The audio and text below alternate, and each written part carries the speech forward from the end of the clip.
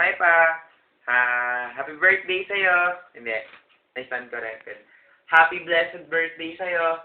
Ayun, syempre, ang birthday mo, hindi lang naman yung basta-basta birthday. Isang napakalaking blessing yan para sa amin. And pati yung pagdating mo sa buhay namin, napakalaking blessing din. Yan, ikaw yung blessing na binigay sa amin ng Lord sa Matthew 10, verse 16, ang sabi doon. And He took them up in His arms, put His hands upon them, and blessed them. So, being a father, being a husband, being a best friend, you are a big blessing to us. Kaya pa, napaka-grateful ko na ikaw ang naging ama ko na hindi kinakalimutan ng mga anak niya.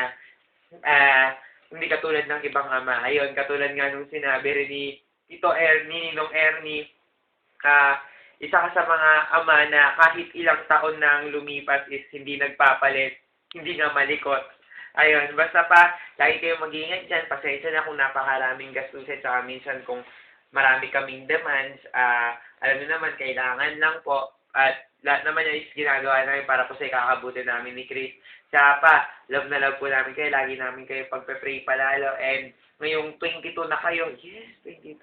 Ayan, naway, huwag kayong kumain ng pampabatang pagkain, ha?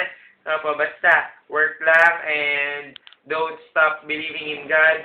Pray always, and if you have problems, we're just one call away. Kaya, we love you so much pa, and we're always in our hearts.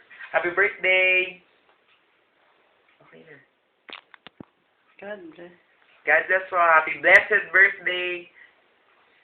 Love you. Mama chup chup. Happy birthday, bossing!